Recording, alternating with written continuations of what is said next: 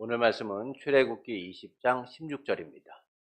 내 이웃에 대하여 거짓 증거하지 말라. 아멘. 지난주 우리는 제8계명 도둑질하지 말라라는 말씀을 함께 나누었습니다. 우리의 이웃의 소유와 삶을 침해하거나 빼앗는 모든 속임수와 관계를 금하신다라는 사실을 말씀해 주고 계시죠. 내 유익을 위하여 이웃의 것을 강탈하거나 빼앗는 그런 행위들이 있어서는 안 된다는 거예요. 그래서 우리는 어떻게 해야 되느냐? 이웃의 소유를 증진시키고 이웃의 유익을 증진시키고 내가 대접받고자 하는 대로 남을 대접할 줄 아는, 또한 가난한 사람들을 하나님이 주신 은혜 속에서 도울 수 있는 그런 이들이 되어야 된다라는 것이죠.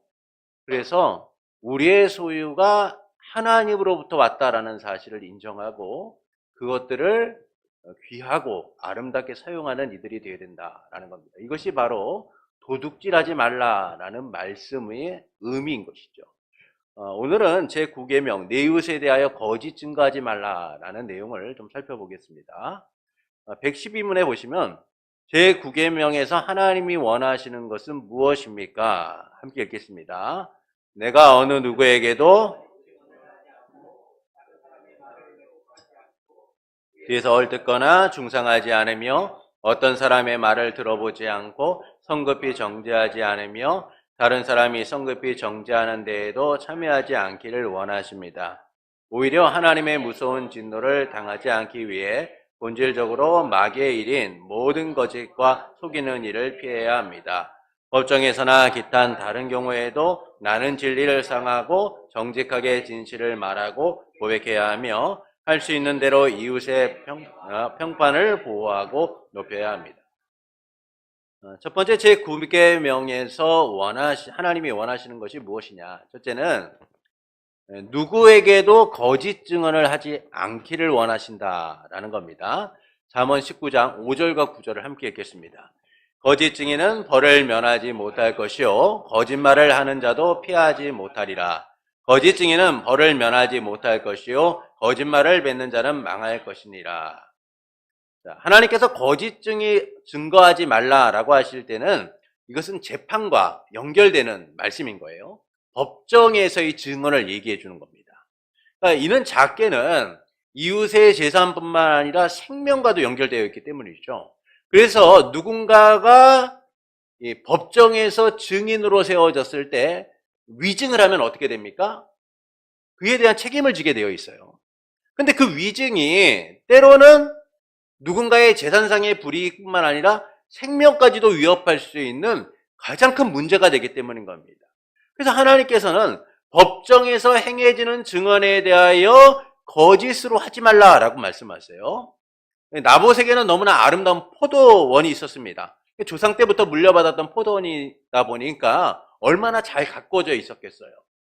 근데 이런 나봇의 포도원을 보면서 아합은 자신의 정원으로 꾸미고자 했어요. 너무나 아름답게 잘 가꿔진 포도원, 너무나 좋은 입지와 환경 속에 있었던 포도원을 보면서 아합은 저거 내 정원으로 꾸면 너무나 좋겠다라는 생각을 한 겁니다. 그래서 나봇에게 더 좋은 포도원을 주겠다라고 하면서 그 포도원을 넘기라고 하죠. 근데 나봇의 입장에서는 이건 조상 때부터 물려받았던 자기들의 유업이고 이것을 지키는 일이야말로 너무나 소중했던 거예요. 그래서 왕의 명이 있었음에도 불구하고 나는 이 포도원을 넘기지 않겠습니다 라고 얘기합니다. 이에 아합은 마음이 상해서 화를 내고 밥도 먹지 않고 침대에 누워서 그렇게 생활하고 있었던 거예요. 이런 모습을 본 그의 아내 이세벨이 그 이유를 묻게 됩니다. 아니 당신 왜 이 침대에 누워서 음식도 먹지 않고 이렇게 하고 있는 거야?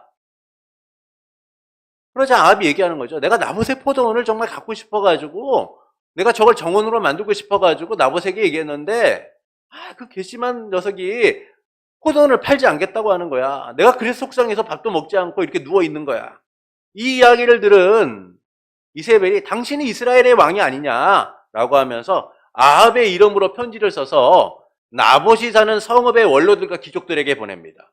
편지에는 금식을 선포하고 나봇을 백성 가운데 높게 앉게 하고 건달 두 사람을 거짓 증인으로 세워서 나봇을 죽이라는 거예요.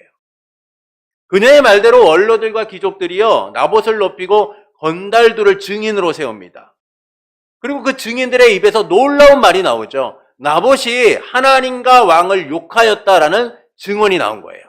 이 때문에 나봇은 죽게 되죠. 뭐 이 외에도 요셉은 보디발의 아내가 날마다 유혹하자 거부하게 됩니다. 그러다 어느 날 요셉이 일을 하러 집에 들어갔는데 아무도 집에 없었던 거예요. 오직 보디발의 아내만 있었습니다. 근데 이 아내가 그를 가만히 두지 않고 기회를 잡아서 그의 옷을 붙잡고 매달린 거예요. 오늘 나와 함께 잠을 자자. 이에 요셉이 자기 옷을 버리고 그곳에서 도망가게 됩니다. 그때 여자가 집사람들을 불러서 주인이 내려온 요셉이 자기를 희롱했다, 자기를 범하려고 했다라고 하면서 내가 소리를 지르자 그가 옷을 버려두고 도망했다라고 하면서 요셉의 옷을 보여주죠. 이때 요셉이 옥에 갇히게 돼요. 이처럼 거짓 증언에 동참하는 일은 누군가의 재산뿐만 아니라 생명까지도 해야 하는 악한 일이라는 거예요. 그래서 하나님이 이를 금하시는 겁니다. 그러나 이는 단지 법정에서의 증언만을 이야기하는 게 아니에요. 넓은 의미에서 모든 생활 속에서 이웃의 생명과 명예, 재산을 해할 수 있는 모든 거짓말과 거짓 증언을 금하라라고 말씀해주고 있는 거예요. 두 번째는 다른 사람의 말을 왜곡하지 않기를 원하시는 겁니다. 시편 50편 19절부터 20절의 말씀을 함께 읽겠습니다. 내 입을 악에게 내어주어 내 혀로 거짓말 꾸미며 앉아서 내 형제를 공박하며 내 어머니의 아들을 비방하는도다.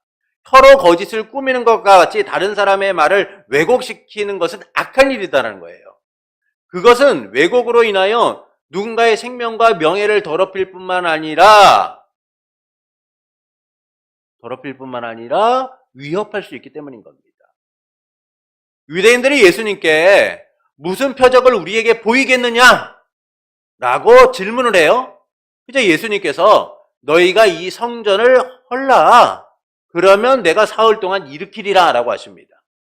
이는 예수님께서 자기 성전된 육체를 말씀하신 거죠. 그런데 종교 지도자들의 사주를 받은 이 거짓 증인들은 이렇게 말씀을 왜곡해요. 이 사람의 말이 내가 하나님의 성전을 헐고 사흘 동안 지을 수 있다라고 얘기합니다. 지금 예수님께서 성전을 누구보다 헐라고 하셨어요? 예수님이 헐겠다라고 하신 게 아니에요. 너희가 헐면 내가 사흘 만에 일으키리라 라고 하신 거죠. 사흘 동안 일으키리라. 그런데 이 거짓 증인들이 말씀을 어떻게 왜곡해요? 예수님이 헐고 예수님이 다시 세우겠다라고 말씀하셨다는 거예요. 이 때문에 예수님이 십자가형을 받게 됩니다. 이처럼 사람들의 말을 왜곡하는 일, 이 거짓을 꾸미는 일을 해서는 안 된다는 거예요. 사실 우리 주변에서도요, 이 말이라는 것이요, 바르게 전달되는 것이 아니라 한 다리를 건너면 말이 왜곡되는 것들을 우리가 참 많이 봅니다. 그래서 어떤 사람이 어딘가를 가 있었다라는 이야기가 다른 또 한 다리를 건너면 어떤 사람이 어디 가서 무엇을 했대.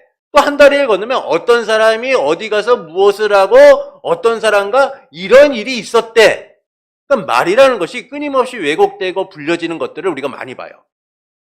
그런데 주님께서는 뭐라고 말씀하시냐면 거짓말하지 말라라는 말씀을 통하여 우리의 입을 통하여 누군가의 삶이 왜곡되고 거짓이 꾸며지는 일은 있어서는 안 된다는 거예요. 피해는 누가 당하는 거예요? 그 당사자가 당하는 거잖아요. 목사인 제가 식당에서 밥을 먹고 있는데 그 식당의 주인이 일반 컵이 아니라 여기에 카스 맥주잔과 같은 걸 딱 놓고 물을 따라줬다고 보십시오. 근데 누가 지나가는 사람이 저를 딱 보더니 목사님이 카스잔에 물을 따라 마셨대 했는데 한 다리 건너서 뭐라고 하냐면 목사님이 카스잔에다 맥주를 따라 마시고 있는 것을 어떤 사람이 봤대. 그런데 이것이 만약에 교회 안에서 퍼져서 이런 말들이 나오면 어떻게 된 겁니까? 아마 제가 큰 피해를 입겠죠. 그럼 말이라는 것은요, 우리가 진실을 바르게 전달해야 될 목적이 분명히 있는 거예요. 그렇지 않으면 끊임없이 왜곡되는 겁니다. 그래서 주님이 말을 왜곡시키는 것, 거짓을 꾸미는 일들을 금하고 계신 거예요. 세 번째는 뒤에서 헐뜯거나 중상하지 않고 어떤 사람의 말을 들어보지 않고 성급하게 정죄하지 않으며 다른 사람이 성급히 정죄하는 데에도 참여하지 않기를 원하신다. 마태복음 7장 1절부터 2절을 함께 읽겠습니다.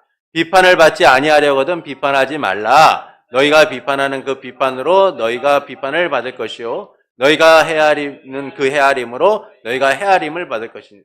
대부분의 비판은요, 우리가 아는 선에서만 해요.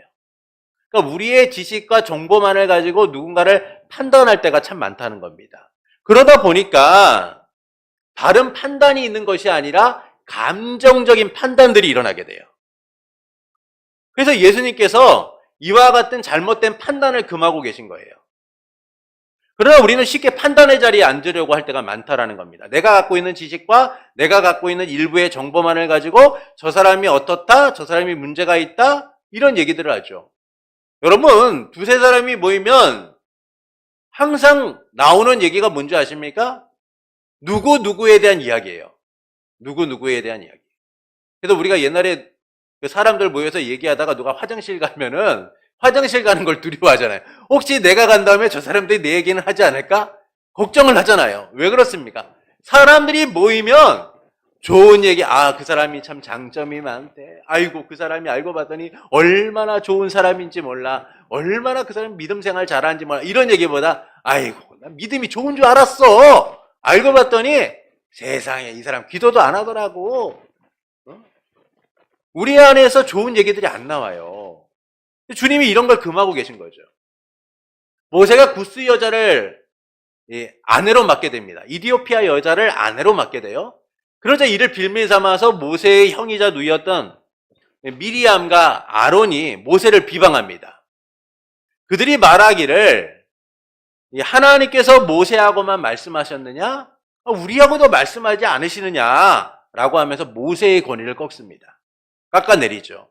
이 문제에 대해서 하나님 뭐라고 말씀하냐면 모세의 온유함이 모든 사람보다 더 온유하다라고 하시면서 모세를 비방하기를 두려워하지 않느냐라고 하세요. 이 일로 미리암은 나병이 걸리고 아론은 모세 앞에 자기의 죄를 고백하고 하나님께 기도해달라고 부탁을 합니다. 다윗이 압살롬의 반란으로 인하여 피난을 가고 있던 중에 사울의 가문의 친척이었던 시므이라는 사람을 만나게 돼요. 이 시므이는 다윗의 아픔에 대하여 슬퍼하거나 위로한 것이 아니라 온갖 저주를 퍼붓습니다. 그래서 다윗이 가면 그 막 멀리서 떨어져 가면서 다윗을 욕하기 시작한 거야. 야, 다윗 너 잘됐다. 아이고, 내가 너 그럴 줄 알았다. 야, 다윗 너 앞으로 네가 잘될 것 같냐? 다윗과 신하들을 향해서 돌을 던지면서 저주를 퍼붓기 시작하는 거예요. 피 흘린 자여, 이 사악한 자여, 가거라 가거라. 사울의 족속의 피를 하나님께서 내게 돌리셨다. 너의 나라를 내 아들 압살롬의 손에 넘기셨다. 보라, 피 흘린 자이므로 너는 내 화를 자초했다. 온갖 저주를 퍼부으면서 다윗이 가는데 막 쫓아가면서 돌을 던지면서 저주를 퍼붓는 겁니다. 결국 이 일로 인하여 시므이는 비참한 최후를 맞이하게 되죠. 그러니까 이처럼 누군가를 판단하고 비방하고 정죄하는 일은 악한 거예요. 여러분, 판단의 최종 권위는 누가 갖고 계세요? 하나님이 갖고 계신 거예요. 그래서 우리는 스스로 재판장의 자리에 앉지 않아야 된다라는 겁니다. 그래서 이 거짓말하지 말라는 것은 누군가를 비방하고 모략하고 또는 판단하는 이런 모든 것까지도 금하고 계시다 것이다라는 거예요. 누군가를 향한 비난과 인신공격을 함부로 해서는 안 된다라는 것이죠. 우리의 입술은 하나님을 찬송하기 위하여 주어진 거예요. 그래서 우리 안에서 악한 것들이 나오지 않도록 항상 우리의 언어가, 우리의 생활이 순결하고 거룩해야 된다라는 겁니다. 그래서 우리의 입으로 나오는 악한 말을 주의하고 이를 금할 수 있어야 된다라는 것이죠. 두 번째, 왜 이웃에 대하여 거짓 증거하지 말라고 하시는가라는 부분이에요. 첫째는 하나님의 무서운 진노를 당하지 않기 위해서입니다. 이 모든 거짓과 속이는 일은 본질적으로 마귀의 일이기 때문이죠. 요한복음 8장 44절을 함께 읽겠습니다. 너희는 너희 아비 마귀에게서 났으니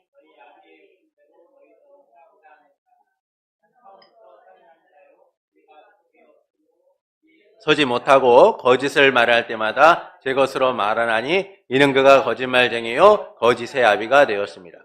자, 거짓이라는 것은 본질상 하나님께 속한 게 아니라 마귀에게 속한 거예요.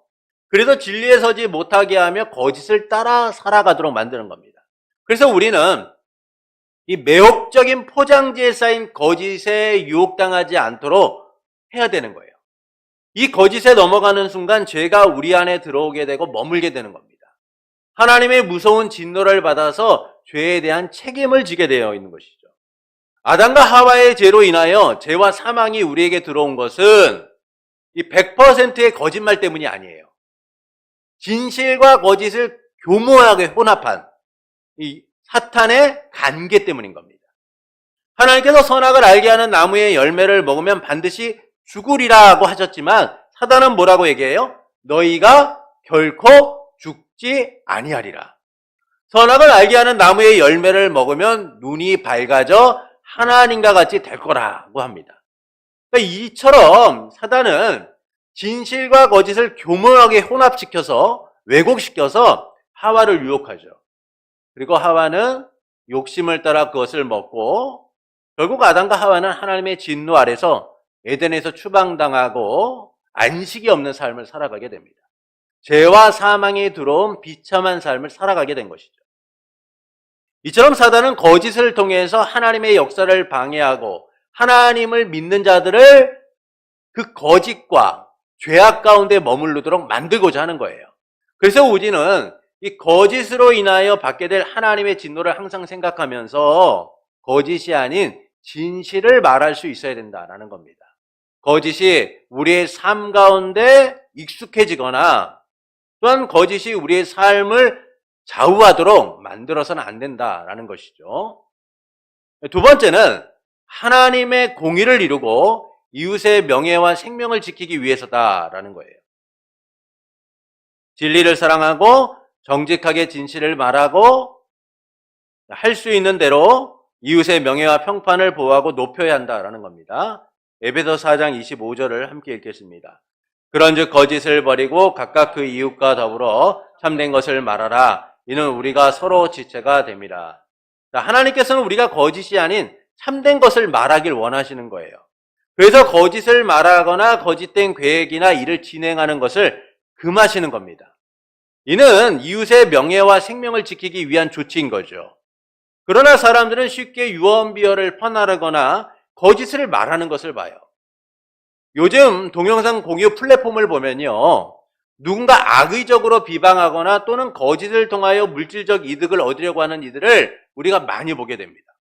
그래서 어떤 이 영상들을 보면요, 죽지도 않은 유명 연예인들을 죽었다고 얘기하거나 투병 중이라고 얘기하거나 또는 그들의 인성이 문제 있다라고 하면서 거짓 영상을 만들어서 조회수를 높여 이득을 취하려고 하는 사람들을 봐요. 이뿐만이 아니라 때로는 거짓 유언비어를 퍼뜨려가지고 그것들이 마치 진실인 것처럼 이야기하는 사람들을 보죠. 그래서 정보라는 것이 정확하게 입증되지 않았음에도 불구하고 내가 본 그 것들을 아무렇지 않게 퍼나르는 것들을 봐요. 제가 예전에도 말씀드렸다시피 단체 카톡방 같은 데 보면은 뭐 정보들이 올라와요. 이거 뭐 어떻게 어떤 정보니까 여러분 이렇게 하면은 뭐 벌칙금을 냅니다. 이렇게 하면은 문제가 생깁니다. 그럼 저는 뭐 하는 줄 아십니까? 그거 올린 거를 갖다가 한번 잘 살펴봐요. 그러면 그게 다 가짜인 거예요. 그런데 그것들에 대한 생각이 없이 그것들을 또 퍼나르는 분들이 있더라고요. 그럼 우리가 쉽게 어떤 정보라는 것을 받아들였을 때 그 정보가 정말 옳은 정보인가를 항상 분별해야 될 필요가 있는 거예요. 그렇지 않으면 우리도 모르게 때론 거짓을 유포하는 자들이 되고 그 거짓을 퍼나르는 사람이 될 수 있는 것이죠. 여러분, 나봇의 포도원을 뺏기 위하여 거짓 증언들을 세운 사람들처럼 자기의 유익을 위하여, 자기의 어떤 돈을 벌기 위하여서 누군가의 인생을 망가뜨리기 위하여 거짓을 조장하는 이런 일들이 우리 안에 비일비재하게 나타나는 것들을 봅니다. 특히 요즘처럼 AI가 발달하면서 거짓 영상들을 또 쉽게 만들더라고요. 진짜 같은 영상. 요즘 전쟁이 한참이다 보니까 그 전쟁에 대한 거짓 영상들이 올라와가지고 이것들 때문에 또 문제가 되는 것들도 보게 됩니다. 그러니까 이처럼 거짓은 이웃의 생명과 명예를 파괴하는 악한 일인 거예요. 그래서 거짓으로 인하여서 누군가의 생명이나 재산상 또는 삶의 명예가 침해되지 않도록 우리는 할 수 있어야 된다라는 겁니다. 하나님께서는 진리를 사랑하고 정직하고 신실하게 우리가 살아가기를 원하시기 때문인 거죠. 왜 하나님께서 끊임없이 이런 도둑질하지 말아라, 거짓말하지 말라라는 말씀을 할까요? 그것은 하나님과의 관계 속에서 우리가 해야 되는 일이기 때문이에요. 여러분, 나의 자녀가 매일 내 앞에서 거짓말을 하고 또 누군가에게 가서 거짓말하고 있는 사실을 여러분이 목격한다면 여러분은 어떠시겠습니까? 그 자녀가 정말 더 사랑스럽고 좋을까요? 그렇지 않아요. 자녀에 대한 걱정으로 잠이 오지 않을 거예요. 너 거짓말하면 안 돼. 너 그렇게 살아서는 안 돼. 누군가에게 그렇게 거짓말해서 피해를 줘서는 안 돼. 그거는 나쁜 거야 라고 얘기하겠죠. 지금 하나님이 왜 이런 말씀을 합니까? 하나님과의 관계 속에서 하나님 백성된 우리가 하나님의 공의를 이루고 하나님의 말씀대로 살아가길 원하시기 때문인 거예요.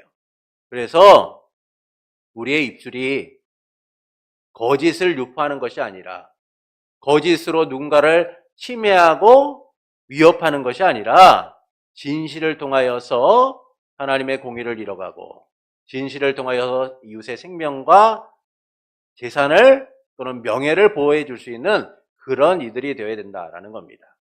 어떻게 보면 쉽게 말할 수 있는 것들도 있어요. 그러나 항상 우리의 언어가, 우리의 말이 혹시라도 누군가에게 상처와 아픔을 줄 수 있는 거짓이 되지 않도록 그것들을 잘 살펴볼 수 있어야 된다라는 겁니다. 제9계명은 이웃의 평판과 명예를 보호하고 보존하는 것을 목적으로 합니다. 그렇게 이를 해치는 모든 거짓에 대한 것들을 우리가 단호하게 금할 수 있어야 된다라는 것이죠. 그래서 여러분이 어떤 정보를 받아들였을 때 그 정보가 정확하지 않다면 여러분 그런 것들을 함부로 퍼날려서도 안 되고 그것들을 우리가 함부로 이야기해서도 안 된다는 겁니다. 또 누군가에 대하여 비방을 하거나 판단의 자리에 서거나 또는 누군가에 대하여 함부로 이야기하는 일들을 금해서 우리가 하나님의 백성으로서 하나님을 찬송하고 하나님께 영광 돌리는 입술이 될 수 있도록 다른 삶을 살아가야 된다는 것이죠. 하나님 나라 백성으로 살아가는 일은 그래서 힘들고 어려운 일이기도 합니다. 세상은 거짓을 행하고 남의 것을 빼앗고 그냥 자기가 원하는 대로 살아가는 것을 아무렇지도 않게 행하고 있으니까요. 여러분 세상에서 거짓말하는 거 크게 문제가 되지 않습니다. 남에게 그렇게 피해를 주고 남에게 그렇게 고통을 주지 않으면 그냥 사람들이 거짓말을 아무렇지도 않게 쉽게 행하는 것들을 봐요. 그러나 하나님의 백성에게 있어서 거짓말은 하나님과의 관계를 파괴하는 일이고 더 나아가서 이웃에게 더 큰 손해와 해를 가할 수 있는 일이라는 사실을 우리는 항상 기억하면서 작은 거짓말이라도 우리가 그것을 금하고 하나님의 말씀대로 진리를 말하고 진리 가운데서는 복된 이들이 되기를 예수님의 이름으로 축원합니다.